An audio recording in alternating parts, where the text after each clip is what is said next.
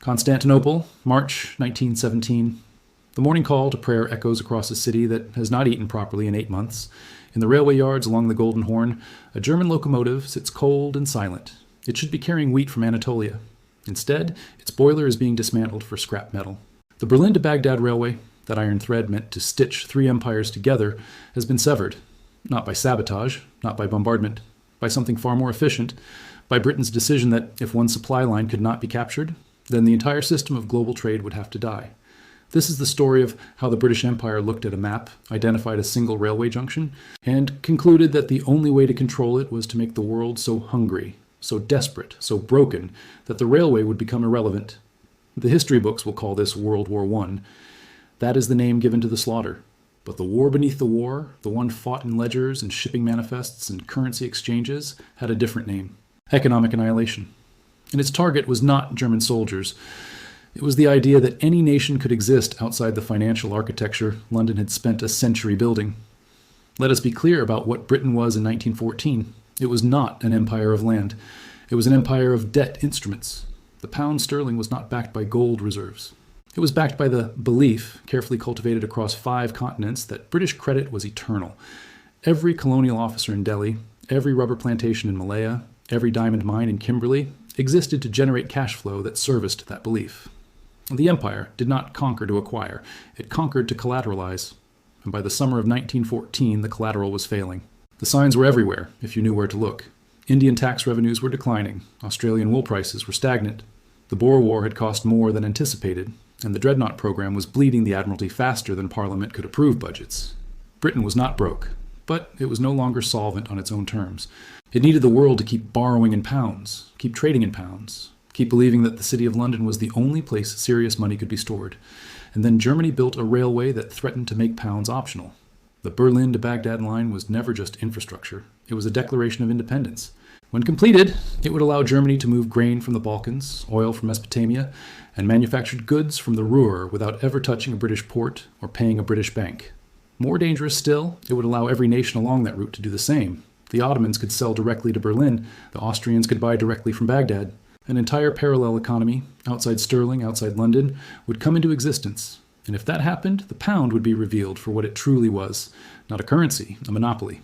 And monopolies only function when there is no alternative. So Britain went to war, not when the Archduke was shot. That was pretext, useful but not sufficient. Britain went to war the moment its financial analysts concluded that the railway could not be stopped through investment, bribery, or diplomatic pressure. The rest, the mobilization, the speeches about Belgian neutrality, the propaganda about German barbarism, that was narrative construction.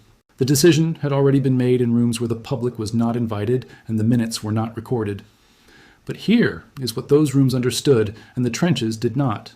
Britain could not win a war against Germany, not militarily. The German army was larger, better trained, and fighting on interior lines. The German industrial base could outproduce Britain in steel, chemicals, and munitions. In any conventional calculation of power, Germany would grind Britain into bankruptcy within 2 years. And Britain's own treasury knew it. Chancellor Reginald McKenna, a man history has largely forgotten because he told truths his colleagues found inconvenient, wrote in a confidential memo to the cabinet in late 1916 that Britain's gold reserves would be exhausted by April 1917. After that, the pound would collapse. The fleet would rust in harbor. The war would be over and Britain would lose everything. Unless Britain changed the rules. What McKenna and his colleagues understood, what the generals did not, was that modern war is not won by killing the enemy. It is won by controlling what the enemy eats. Germany was a continental power. It could not be starved by a traditional blockade. Its land borders touched a dozen nations. Food could come through Holland, through Switzerland, through Scandinavia, through the Balkans. Unless Britain made all of those routes impossible. Unless Britain turned neutrality itself into a crime. And so, in November 1914, Britain declared the entire North Sea a war zone. Any ship of any nation carrying any cargo that might eventually reach Germany would be subject to search, seizure, or sinking. The justification was thin, the execution was total. By 1915, British cruisers were stopping American freighters in international waters. By 1916, they were confiscating food shipments bound for Holland on the grounds that the Dutch might re-export to Germany. By 1917, they were mining neutral harbors. The blockade was not a military operation. It was economic terrorism on a scale the world had never seen. And it worked. Not immediately, not cleanly, but with the slow, grinding inevitability of a glacier. By the winter of 1916, Germany was no longer fighting a war. It was fighting starvation. The average civilian caloric intake in Berlin had dropped below subsistence levels. Infant mortality had tripled. Tuberculosis, rickets, and dysentery were killing more Germans than the Somme. And the railway, that great artery meant to carry abundance from the east, was hauling nothing but empty cars and broken promises. There was no food in the Balkans. The Ottomans were starving too.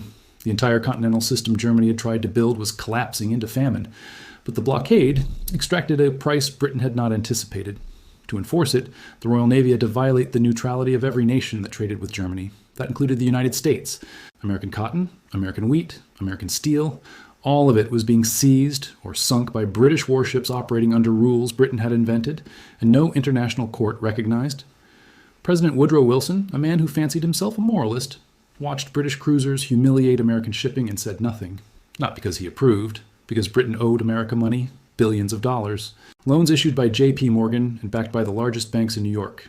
If Britain lost the war, those loans would never be repaid. Wall Street would collapse. The American economy would follow. So Wilson tolerated the blockade. Then, when German submarines began attacking American ships in retaliation, he declared war on Germany. It was not principle. It was exposure management. This is the part of the story no one teaches. America did not enter the war to save democracy. It entered to save its balance sheet. By 1917, American banks had loaned the Allies $7 billion. Not a cent had gone to Germany, because British pressure on Wall Street ensured no American institution would risk London's wrath. The war had become a financial hostage situation. If the Allies lost, American finance would be destroyed. So American soldiers were sent to die in France to protect loans issued in New York to sustain a blockade enforced by London to stop a railway in Mesopotamia. The chain of causation is clean. The moral justification is not. And the railway? It never carried the cargo it was built for. Not because it was bombed, though sections were. Not because it was obsolete, though technology would soon make it so. It failed because the world around it had been systematically dismantled. The Ottoman Empire, starved of German goods and German gold, collapsed in 1918. The Berlin to Baghdad line was divided under the Sykes-Picot Agreement, that carve-up of the Middle East, which treated sovereignty as something to be auctioned to the highest bidder. France took Syria. Britain took Iraq. The railway became two separate systems, incompatible and hostile, each terminating at a new colonial border. The steel remained. The vision was killed. Britain declared victory. The Kaiser abdicated. The Ottomans were dissolved. The map of the world was redrawn in conference rooms in Paris, where the only language spoken was the language of creditors. But victory is not the same as survival. The blockade had worked, but it had revealed something the world could not unsee. Britain had been willing to starve neutral nations, destroy neutral commerce, and weaponize hunger on an industrial scale to maintain its financial dominance. The moral authority that had allowed Britain to lecture the world about civilization died in those cold North Sea waters, along with the merchant sailors who had believed neutrality meant something. The consequences unfolded slowly, as consequences do when they are structural rather than dramatic. The pound sterling, overvalued and overleveraged, was forced off the gold standard in 1931. The empire, unable to extract enough wealth from its colonies to service the debts incurred during the war, began its long disintegration. India would be gone by 1947, Africa by the 1960s. The City of London, that great temple of global finance, found itself eclipsed by Wall Street, which had learned the lesson Britain taught. Real power is not military, and it is not moral. It is financial, and it is ruthless. The railway still exists, in fragments. Trains run from Berlin to Vienna, from Vienna to Istanbul, from Istanbul to Baghdad, but never as one continuous line. The vision of a continental economy independent of maritime empires died in the mud of Flanders, and it has never been resurrected. Every attempt since, every pipeline, every trade corridor, every Belt and Road initiative carries the ghost of that original failure. The world learned in 1917 that any challenge to the existing financial order will be met not with competition, but with annihilation. Today, when we talk about economic sanctions, about freezing assets, about weaponizing the dollar or the euro or the SWIFT banking system, we are speaking a language Britain invented when it decided that stopping one railway was worth burning the global economy. The precedent was set, the tools were refined, and the world adjusted accordingly. Nations no longer build infrastructure hoping it will make them independent. They build it knowing that independence is no longer possible, that every economy is a tributary of a larger system, and that system will defend itself with whatever violence is required. The men who ordered the blockade died in their beds. The sailors who enforced it drowned in the Atlantic. The children who starved in Berlin and Amsterdam and Vienna and Constantinople left no names in the history books. But they paid the price for a world that decided control was more important than trade, and monopoly was more important than prosperity. The train never reached Baghdad. The world that would have welcomed it never had the chance to exist. Britain did not destroy the world to stop one train because it feared what the train would carry, but because it could not survive what the train represented. The possibility that wealth could flow without permission, and permission had always been Britain's only product.